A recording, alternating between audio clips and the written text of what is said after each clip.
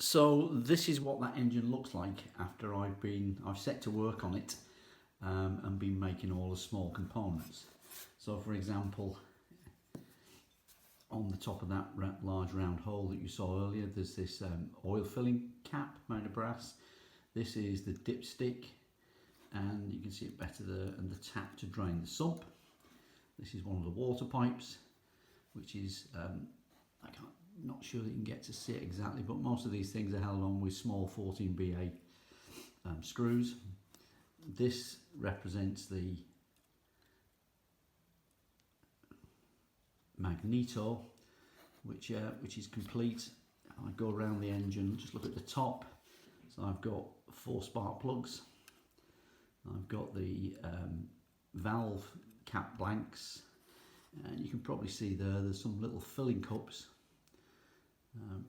So lots of old engines had small filling cups, so you could fill them with fuel and then operate the little, you can see a little handle just there, and then that would allow you to pre-charge the cylinders with a bit of fuel. You can see there's these 2 metal pieces here with these pipes on them. These are the top of the water chamber, so these are like the water chamber tops for the engine. There's a few miscellaneous nuts and bolts which seal various cavities in the engine, and then I'm not sure how easy it is to see, but you can probably see all the valve mechanism. So there's a small shaft component here. You can see the spring there. See if I can just zoom that in a little bit. Okay, that's better. So you can see this small component which is going down onto the engine, and then you've got the operating rod, and then you've got the valve springs, and the valves will actually sit under here. Clearly there's no working valves on it, but that represents how the valve spring mechanism looks when you do the engine. So I'm just going to come back out again. This here is the water pump,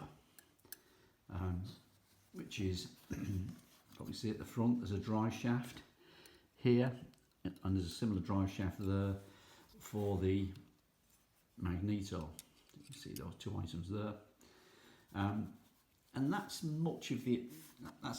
almost all of the engine detailing completed, with the exception of a couple items which I'll show you now. So one of the things I've made is the exhaust manifold. So here's the exhaust manifold. It's going to come out a little bit, and the exhaust manifold basically fits in those holes there, and it's fitting onto the engine like that. I mean, I left this off deliberately so that you could see the valve gear and springs that I'd done. I've also got this piece of plastic which has got the high tension cables in it for the spark plugs going down to the magneto. And finally I've got myself, just get this out, a carburetor. So this is a model of the carburetor that sits on the vehicle. There's a few minor things to do to this, like putting in the fuel pipe, which I'll do later, and also there's a little operating lever which would open and close the throttle. And then there's this piece which is the air inlet, and actually on the real vehicle, let me get this right way around, this actually goes through there and is held there. And then if you look at the other side, you've got this side where you can attach the carburetor, which would be attached on there like that. So the carburetor will eventually, that will be how it will sit on the engine, and you have the intake manifold on the other side. Let's remove that. The actual real vehicle has got an asbestos lining to try and keep the air intake pipe cool. And I've done something very similar with some twine that I have, so that it looks very much like the original engine. So that's the engine, more or less complete, apart from those few items that I've just shown you fitted. What I'm going to do now is I am going to go off and complete the engine, and I'll come back and show you that when it's done. And here is the finished engine. So as you can see, I've now got the exhaust manifold all fitted.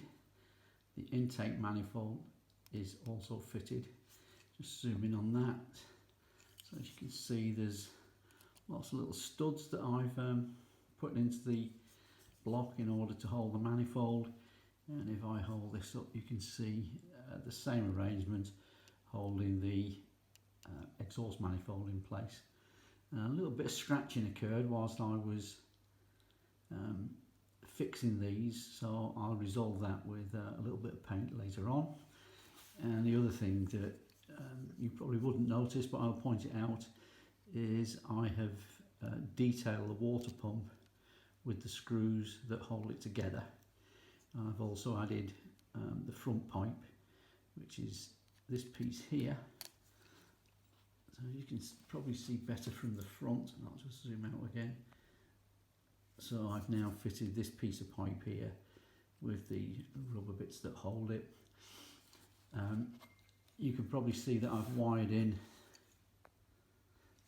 I've wired in the spark plugs, so they're all in place. If I turn the engine round, you can see the carburettor, which is this component here, which I manufactured and have fitted. And you can see the wires from the spark plugs going onto the magneto. Although I have to say one of those has come loose, and you see that one there, so I'll have to go and resolder that particular component.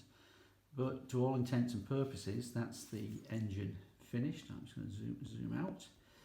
So there is the engine for the truck. I'll now park that off to one side and refocus on other items.